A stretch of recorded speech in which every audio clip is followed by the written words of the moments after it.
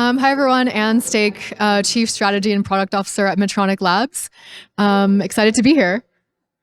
And Anne, we're going to put ourselves right on the spot. So Anne, you're joining from Medtronic Labs. You are, would it be fair to say, a newer comer to this particular forum? Maybe tell us a little bit about Medtronic Labs and the role that you see yourselves playing in the global digital health space. Yeah, thank you. So Medtronic Labs has been in the ecosystem for a while, about 5 years or so. We're a nonprofit organization that actually spun out of Medtronic. And we work with governments and health systems across the world to build open source technology that actually drives measurable health outcomes. So we work at both the community level and the facility level on integrated care, integrated primary care. Yeah. And tell our virtual audience who's joining us from all over the globe a little bit about maybe the country contexts in which you're currently operating or most focused, and maybe what you're thinking about next. Yeah, so the work we do is really adaptable to any context. We actually work across 7 countries in sub-Saharan Africa, as well as 2 countries in Asia. And we had just launched in the US as well. So our approach is not just technology. I think that's super important. That it's not just a tech provider. We work alongside ministries of health and health systems to actually focus on health service delivery transformation and then build the technology to enable that transformation. Because at the end of the day, what we're trying to do is drive health outcomes, not just deploy technology. Yeah, incredible. So maybe give us a little bit of a flavor for how the forum has been for you so far.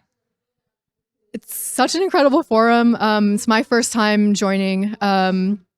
It's the energy is fantastic. Lots of great conversations. It does feel like we're all trying to do the same thing. We all want digital health to drive outcomes. We all want digital health not just to be about digitizing paper records, but driving transformation.